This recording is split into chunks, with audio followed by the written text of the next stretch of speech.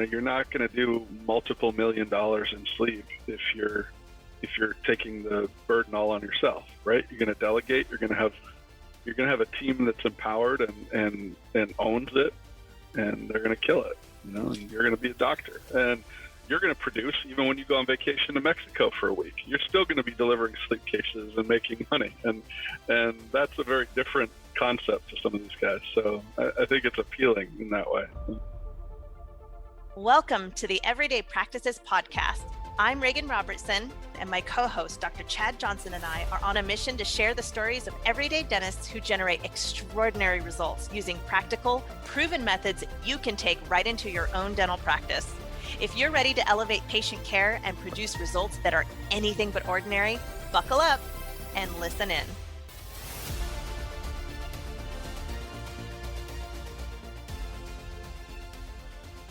Welcome to another episode of Everyday Practices Podcast. I am your co-host, Reagan Robertson, here with Dr. Chad. How are you doing, Chad? I'm doing all right. How's it going? Chad doesn't know that we're actually going to put this video up. So I love that you just framed it. Everybody can see what I get to see at least once a week. Well, to the listeners, if you are a sequential listener, I do apologize for taking my family on vacation the last couple of recordings. So I want you to know that I'm in good standing with Reagan, and she still loves me and hasn't kicked me off of the podcast. And here I am to record with y'all. So John, good to see you. Thanks for joining us. I appreciate the invite, guys. Awesome. Yeah, Reagan, would you introduce our guest? Absolutely. So Everyday Practices listeners, we have a really special guest today. PDA, as you know, Productive Dentist Academy is excited to partner with Sleep Group Solutions to host a 2-day sleep certification course. This is running congruently with the PDA workshop, September 16th to 18th in Irving, Texas. This course is the premier course in the nation to get your team up and running quickly, including dental sleep medicine. And I had a bit of an educational hump on that. I didn't realize how the team is involved in dental sleep medicine together. So we're excited to have Sleep Group Solutions joining us. John Nadeau is joining us today. John has been helping dental practices succeed clinically and financially with sleep medicine for over 20 years. John, you are instrumental in developing Sleep Group Solutions program for sleep, I'm learning. I can't wait to talk to you, which focuses on ensuring predictable clinical outcomes, exceptional case acceptance, ring-a-ding, and maximum reimbursement for dental sleep apnea treatment. Welcome to the show, John. Thank you, guys. I'm happy to be here. This is great. I'm really looking forward to the workshop. It's been a long time, and we're excited just to get back to any sort of live big meetings. And oh yeah, Rex just telling me the attendance is looking great, so I'm excited. This is going to be a great program. We are 80% sold out. I just got the notification that we're nearing 90% sold out. So I know it's going to be a full packed house. The big question I have for you, John, in this though, is why is dental sleep medicine easier to integrate in the practice than most people think? It's easy to integrate is a tricky thing. I think the nice thing with because we were just talking about some of the pitfalls, right? We were just right. Talking before the recording about some of the things that come up where, we don't want to be just ordering a random snore guard sleep appliance kind of arbitrarily and throwing it in because, there's some risk there too. And we can get into that. But, the nice thing with sleep is that it is very systematic. And it's very reproducible. I spent a lot of time in the craniofacial pain world and the TMD and all that stuff. And gosh, every case is like a million what ifs, right? There could have been so many things wrong. And there's so many different directions you can go and different schools of thought on treatments and diagnostics and measurements and all this stuff. And sleep is very predictable. It's very reproducible. And what you did with this patient today is probably the same thing you're going to do with the one tomorrow and the next day and the next day and the next day, with some variances and appliances. But for the most part, it's, there's a pretty good system to follow. So, there is a learning curve. And I think getting your team educated is huge, like you talked about. But with a well-trained team, sleep can be something you can plug into a practice. You can plug into a general dental practice. relatively easily, and it can produce for you. Well, that would be the case with anything. If someone said, well, with a poor system, it's really hard. And someone could say, well, but with the right system, it's easy.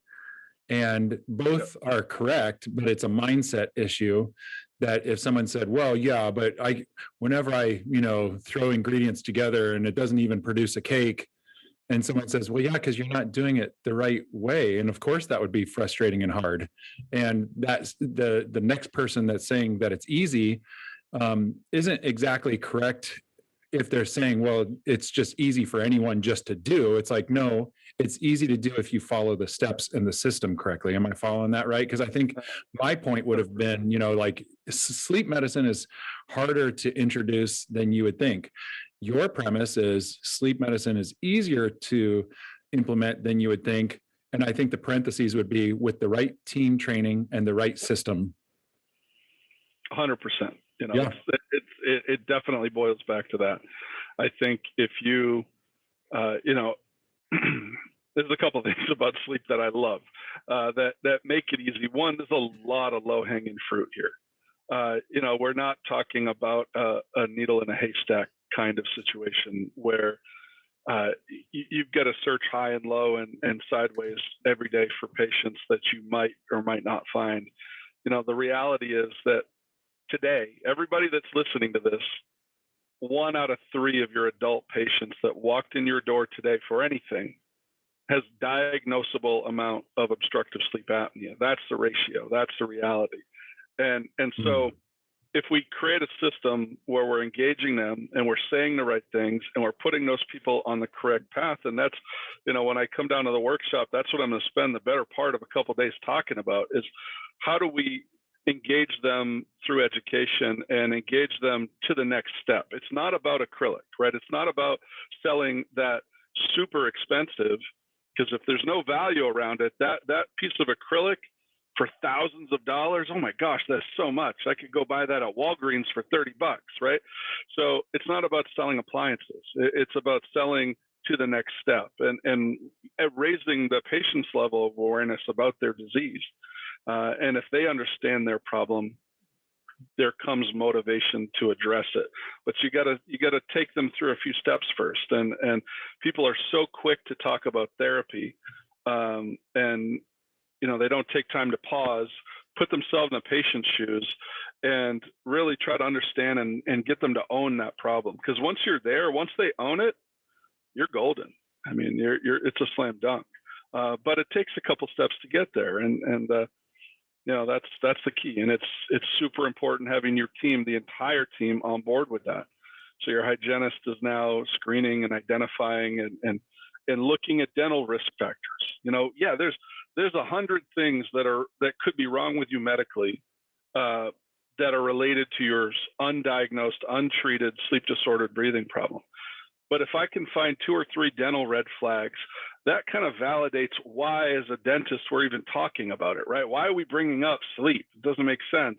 Well, okay, I'm seeing that you're clenching and bruxing at night, or you're thrusting your tongue, and I can see that. And so, that indicates there could be an airway problem. Here, let's take it a step further. Let's investigate that, because I'm concerned about this. And then we slowly bring in other pieces.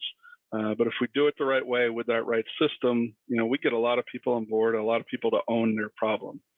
And that's key.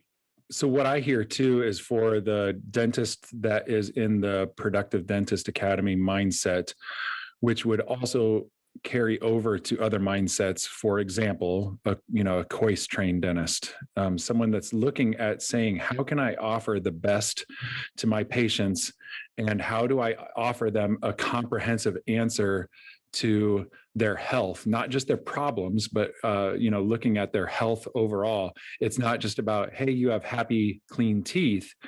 You have some mobile teeth, and the old school answer was, must be periodontal disease, or it must be occlusion. But what we used to just stop the answer right there, and it must be occlusion, is the occlusion must be related to a bigger picture as well. there are some people that are just grinders, fine, fair enough. But when we start incorporating airway into it, the aha moment that really, for me, started opening up about 10 years ago, to be like, oh, wow, like we never were taught this in dental school, that someone's airway and it could be the problem of their cardiovascular health.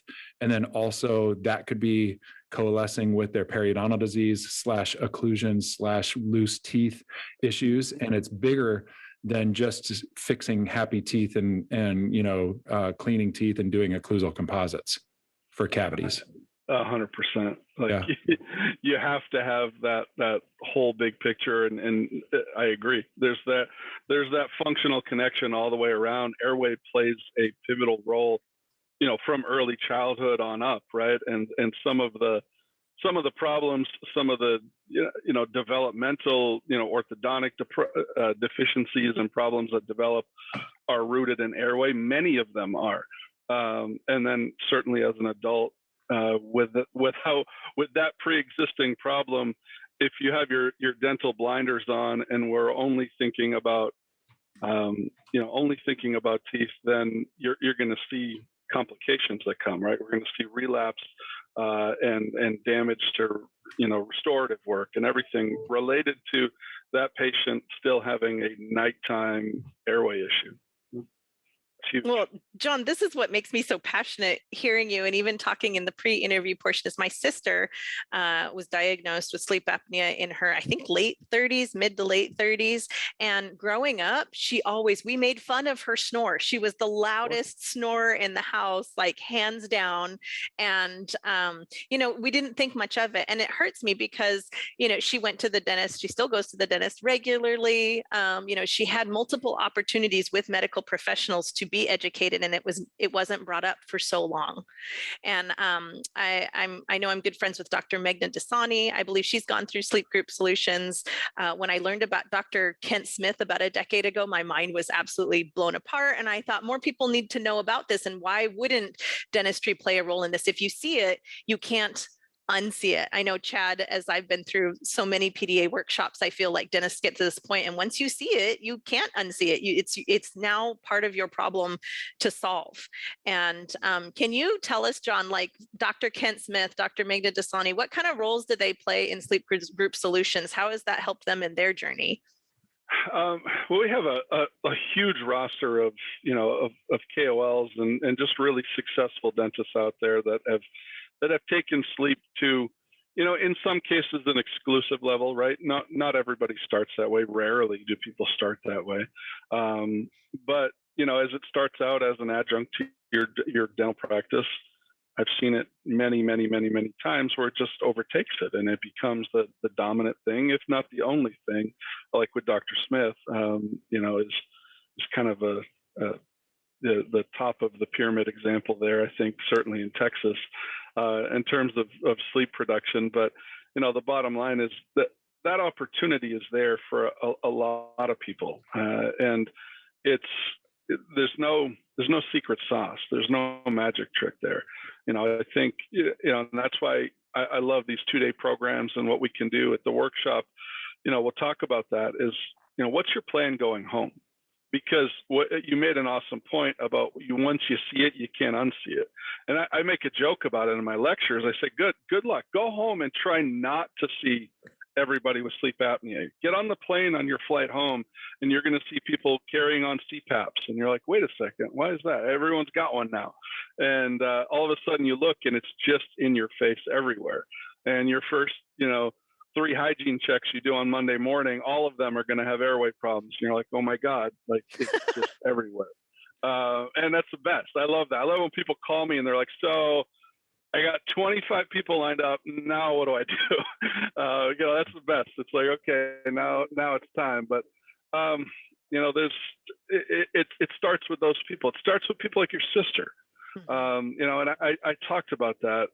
Often is, we get a new practice on board, and a lot of people, and I realize I'm talking to somebody that's a marketer, right? So you're all about the marketing, but it starts out, you come back to your practice on Monday and you've got a team of 6 or 8 people and they've got 6 or 8 spouses and they've got parents and siblings and everybody, just through that group there, the people that are immediately close to you in your team, there's a dozen cases to be had almost every time.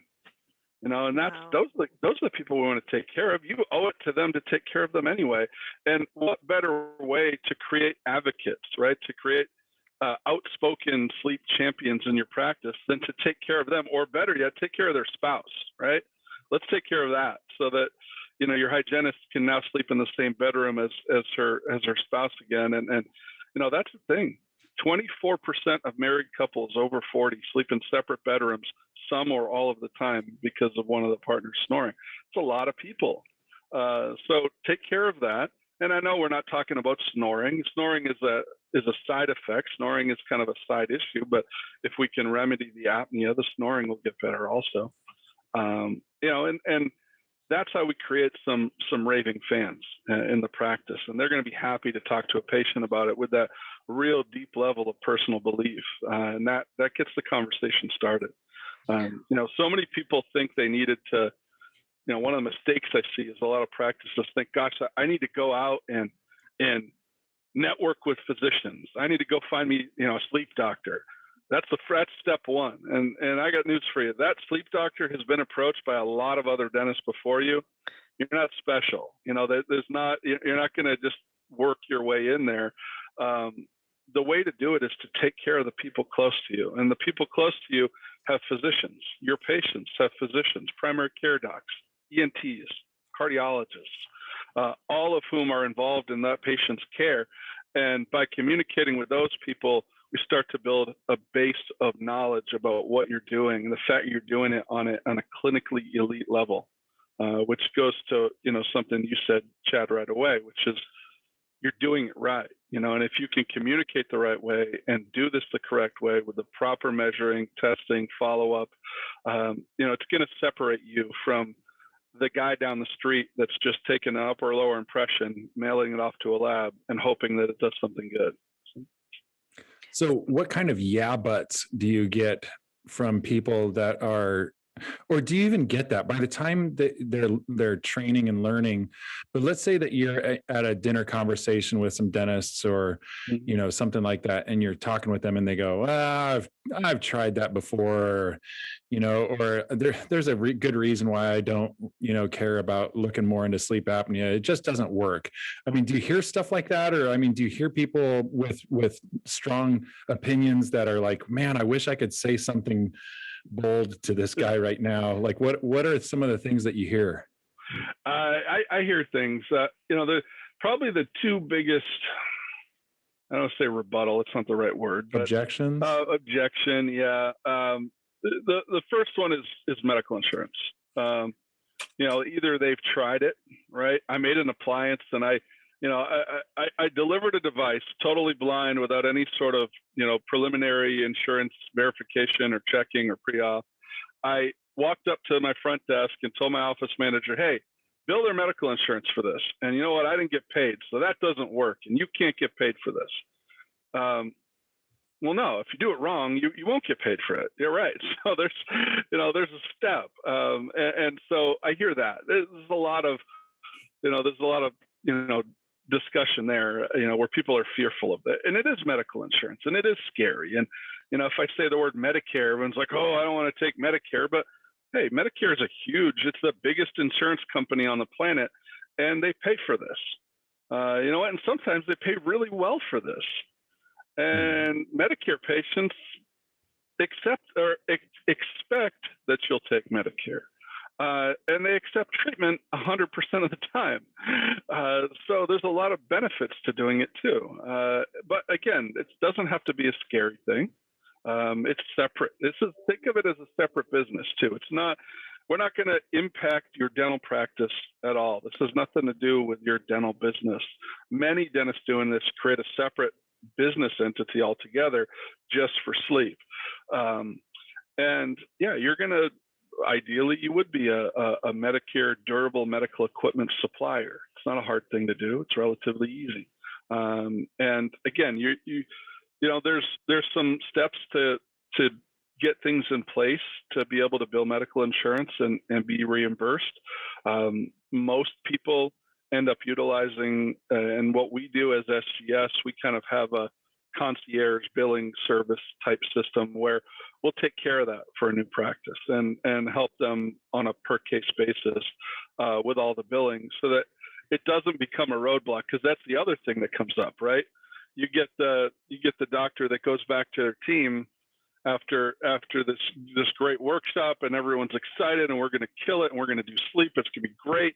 And now you go back and say, okay, we got to do medical, and everyone's like, no, whoa, stop. We're not doing medical. It's not going to happen. No. Quick, let's just show them something shiny over here, and we'll just forget about sleep all of a sudden, and we'll just go back to dental business as usual. Right. So you don't want your team to sabotage you either. And so if you tell them, hey, we're going to do medical, but this other company is going to really take care of all of it for us, and our job is just to do a really good clinical job, and we're going to take good records and good notes, and that's it. And we'll supply that information as requested, but really it's just to be a healthcare provider and not worry about the admin side. Down the road, when you get super busy, maybe having an in-house medical biller makes sense. But early on, doing 10 or 12, 15 a month, you don't really need to deal with that in-house. One thing that I thought was really interesting, John, when we were speaking was at Chad, I think you'll appreciate this since you were the king of delegation. I was kind of under the assumption that, the doctor would come to this 2-day dental sleep medicine certification and go on back to practice and then deal with it from there. I really didn't realize at that time how many elements are key to that. So how are in addition to medical billing, what are some of the other ways that doctors can delegate that power, like you said, so that the team's all rowing in the same direction and aligned on this new mission?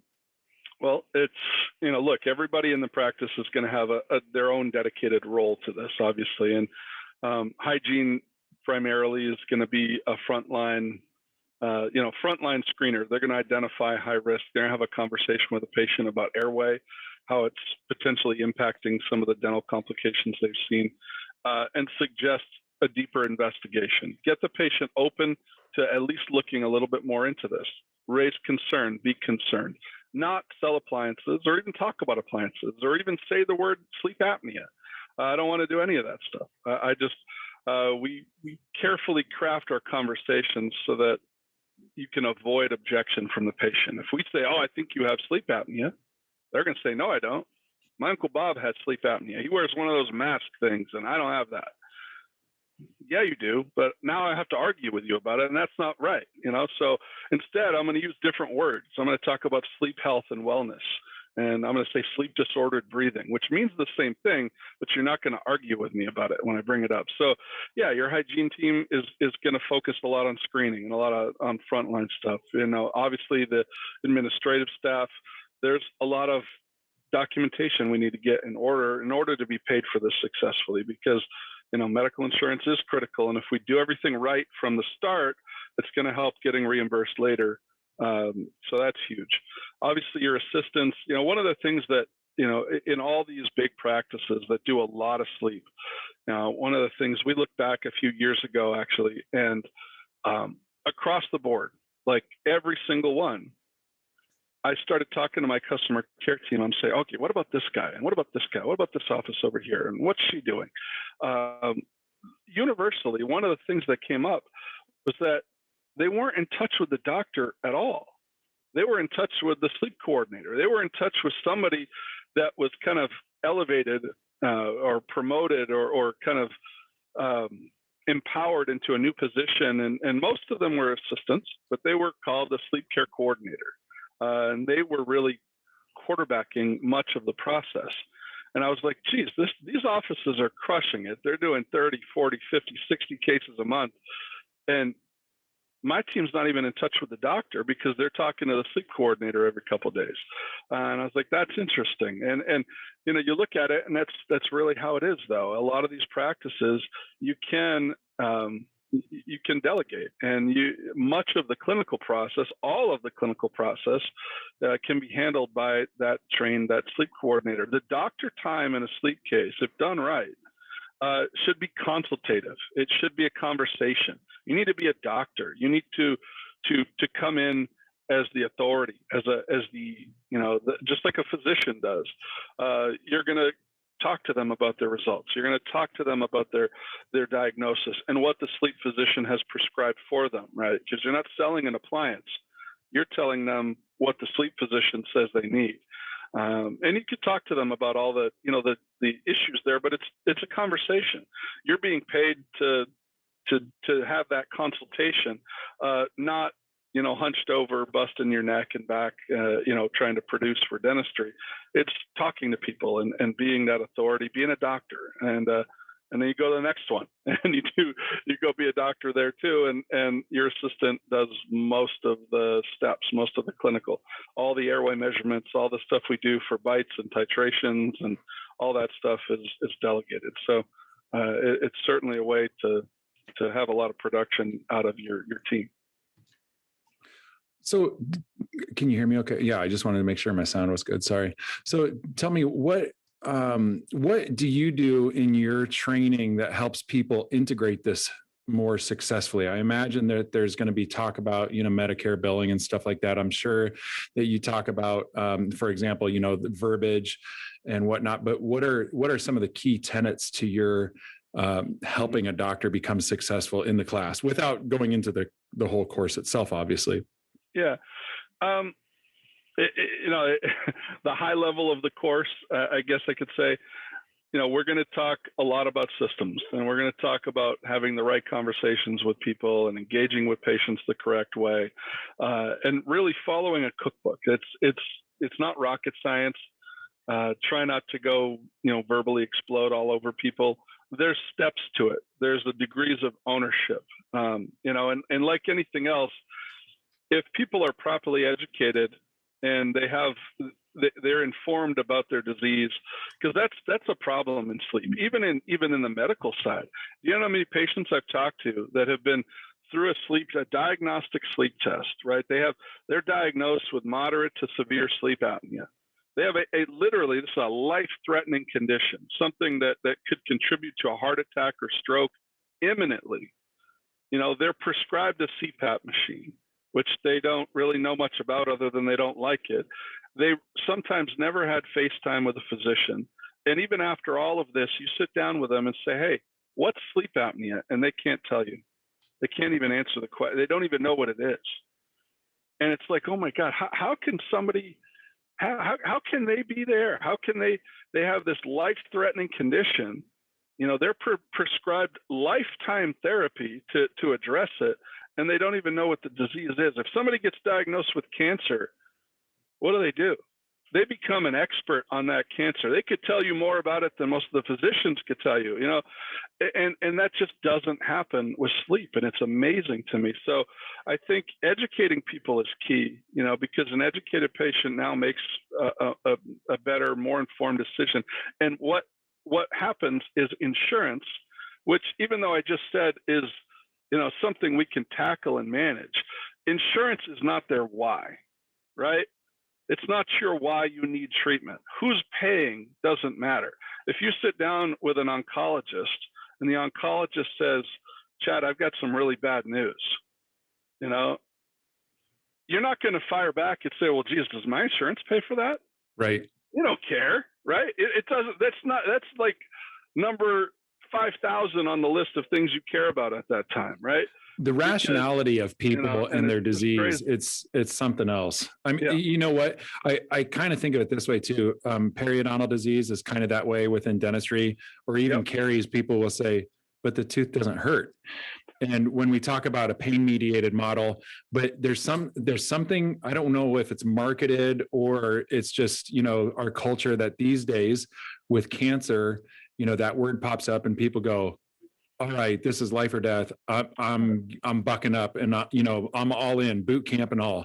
Right. And but if you also say to someone a pervasive disease that's insidious, like diabetes, and if you say, hey, you have diabetes, and people go, so I almost have a problem, and it's like, no, you have a problem. And sleep medicine would liken to that diabetic discussion, where some people are going to be like, okay, I'm going to do something about it. And other people are going to be like, so I just need to eat less. And it's like, no. Like you're in a disease model, but it doesn't hurt. Well, right. I know, but so I totally get that, John. It's a tough road for some, and then for others it clicks. Even if it's I had a discussion a couple weeks ago with a patient, and I said, this is something that we could treat with a CPAP. No, I definitely want the oral appliance. Like, let's just do it. And I didn't even have to talk much about it. She had already looked it up. So you've got that whole, scan of patients. You've got that whole spectrum. Sure. Yes.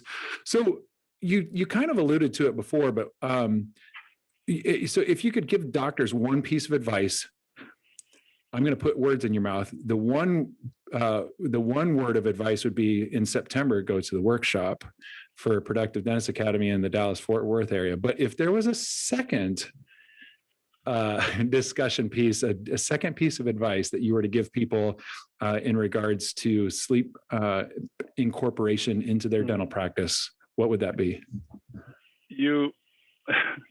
I got to have a short answer. Yeah. Number one, go to the workshop. Number two, you can do this. Don't let fear about insurance or about complication or oh gosh, I'm going to be pulling them forward. I'm going to change their occlusion. Their teeth might move. Well, they might die if you don't do it. So, there's side effects. I get that, but don't let fear of complication or side effect get in your way of it. There is a system to follow. You don't have to worry about physicians. You don't have to worry about referrals. You don't have to worry about medical billing. Do right by your patients. You saw people today with this. Their physician, their primary care doctor doesn't see them and doesn't refer for sleep until it's usually at a catastrophic level. Right. And that's the reality. So if not you, then who? You don't get to choose if you see people with sleep apnea or not. You don't, right? That would be like saying, I don't want to see anybody with perio. Well, too bad. You're gonna. It's just that's life. And you're gonna see people with sleep apnea too.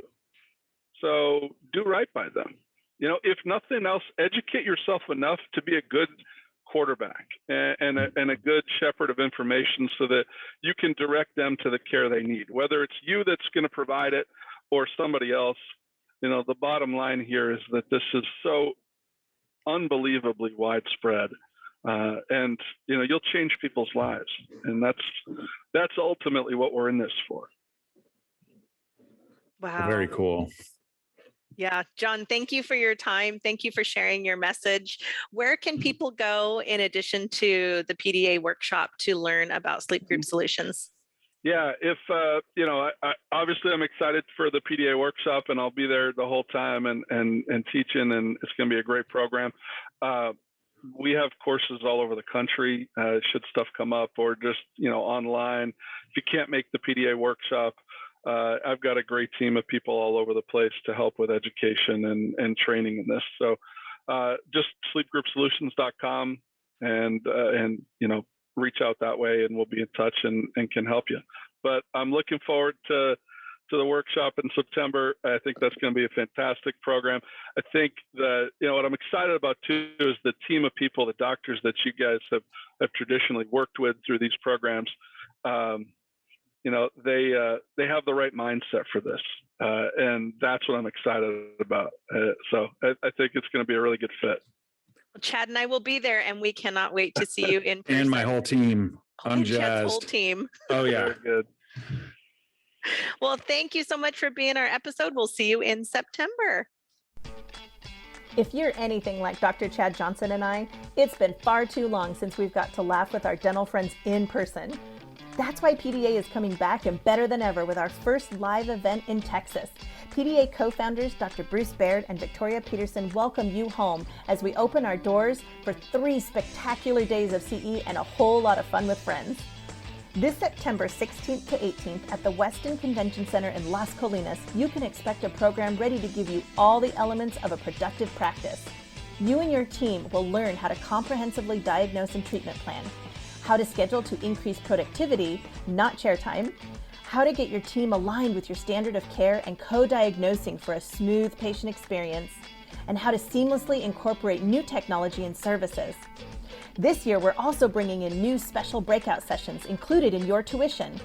Dental sleep medicine with sleep group solutions, authentic marketing strategy to attract your ideal patients, advanced clinical hygiene including oral systemic connection, and personal empowerment with Dentistry's Got Talent 2021 champion Dr. Jeff Buski. With COVID precautions still in place, attendance is limited, and we have no doubt we will sell out fast. If you're ready to get out and know now's the time, head on over to productivedentist.com/workshop to secure your seat. We can't wait to see you in Texas. Thank you for listening to another episode of Everyday Practices Podcast. Chad and I are here every week thanks to our community of listeners just like you, and we'd love your help.